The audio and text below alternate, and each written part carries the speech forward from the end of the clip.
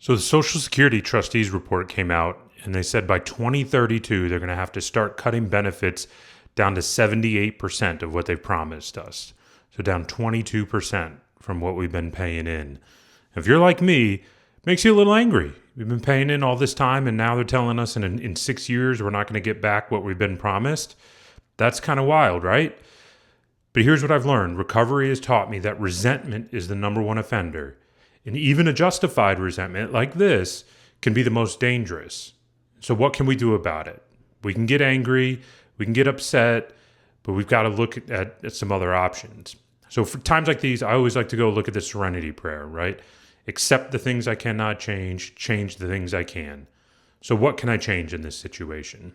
And to me, there's two things. Number one, we can vote.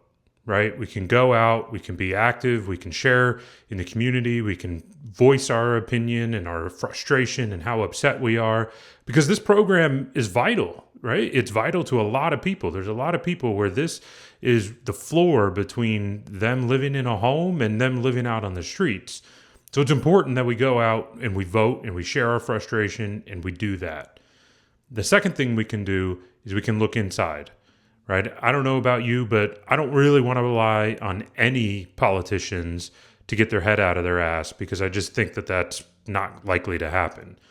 So what can I do in this situation? I can make sure I've got my own retirement accounts set up and I'm contributing to them and I'm keeping promises to myself.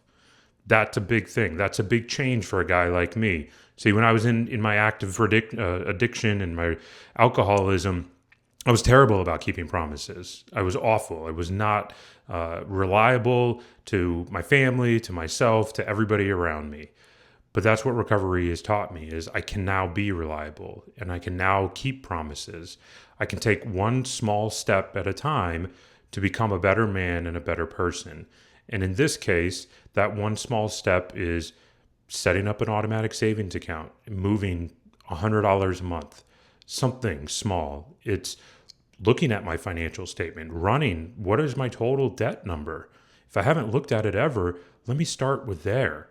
It's having one open, honest conversation with an important person in my life about what my finances are like. It's sticking to something, and then it's showing up and actually doing it. See, I can't control Washington, and I can't control what the politicians are doing.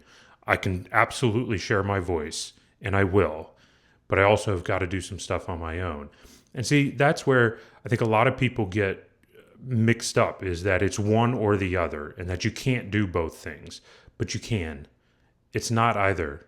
It's not either or. It's both. You've got to do both things. And that's what sobriety has taught me. That's what financial sobriety is all about. It's looking at the things you can change and then putting in the responsibility, the accountability to change them on your own.